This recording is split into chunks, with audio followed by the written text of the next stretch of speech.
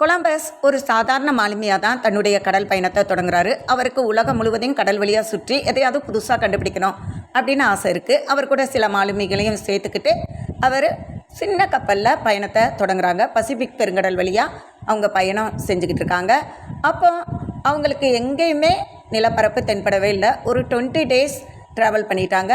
அங்கே கூட இருந்த எல்லாருக்கும் கொஞ்சம் பயம் வர ஆரம்பிச்சிருச்சு. ஏன் தெரியுமா? அங்கே தண்ணியும் உணவும் அவங்களுக்கு பற்றாமல் போக ஆரம்பிச்சிருச்சு. ரிட்டன் போனால் கூட அவங்களுக்கு உணவு பத்தாதுன்னு தோணுது. அதனால் அவங்க கொலம்பஸ் கிட்ட ரிட்டன் போக சொல்லி வற்புறுத்துகிறாங்க. அவ கொஞ்சம் கூட அதை விரும்பலை. அவர் என்ன சொல்கிறாரு தெரியுமா? ஒரு 1 day சான்ஸ் கொடுங்க, நம்ம ட்ராவல் பண்ணி பார்ப்போம், எப்படியாட்டும் நிலப்பரப்பு கிடைக்கும், அப்படி இல்லாட்டினா திரும்பிடலாம் அப்படின்னு சொல்கிறாரு. அவங்களும் ஓகே பண்ணி ட்ராவல் பண்ணுறாங்க.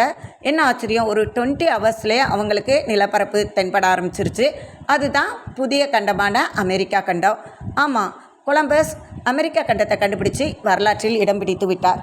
வெற்றியை நோக்கி பயணம் செய்யும்போது நிறைய தடைகள் வரத்தான் செய்யும். ஆனால் தடைகள் எல்லாவற்றையும் படிக்கலாக மாற்றும் தைரியமும் தன்னம்பிக்கையும் விடாமுயற்சியும் உங்ககிட்ட இருந்தால் நீங்களும் கொலம்பஸ் மாதிரி வரலாற்றில் இடம் பிடிக்கலாம். வாழ்க்கை நிக்கட்டும். நன்றி. மீண்டும் சந்திப்போம்.